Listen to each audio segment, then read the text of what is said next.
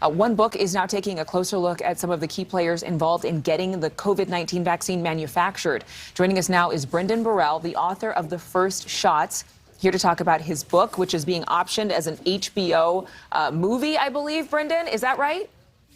That's right. Hoping they take it all the way and develop it. Superstar director Adam McKay, maker of Anchorman, was part of that. All right. Well, that'll be an interesting movie. So talk about several female scientists that you say played a key role in creating the vaccine. Who are they? One of my favorite characters, a woman I met earlier this year, is Kizzmekia Corbett. She's a black woman, grew up in surrounded by tobacco fields in North Carolina, and works her way up to the highest ranks of virology and vaccinology to play this critical role in the development of the Moderna vaccine, which was developed in collaboration with the National Institutes of Health.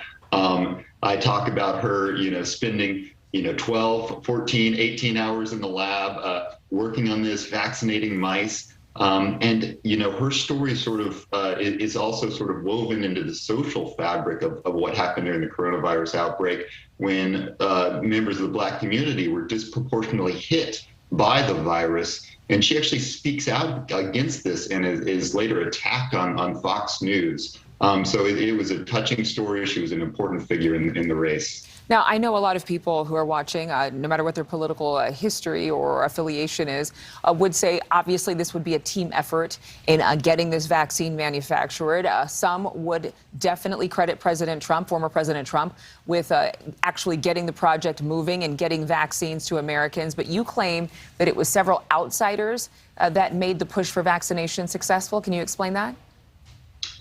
Yeah, I think that it's a complicated story, of course. I think we have Trump to thank for saying, yes, okay, do this. But the irony is the players inside the nation's health department, including Bob Kadlec, a former Air Force doctor and member of the intelligence community, who's running this obscure office there called the Assistant Secretary for Preparedness and Response. I know that's a mouthful, but he was on the verge of getting fired constantly. He was reviled by the media, and he comes around in mid-April when there's nothing else left and joins with a guy at the FDA to propose Operation Warp Speed.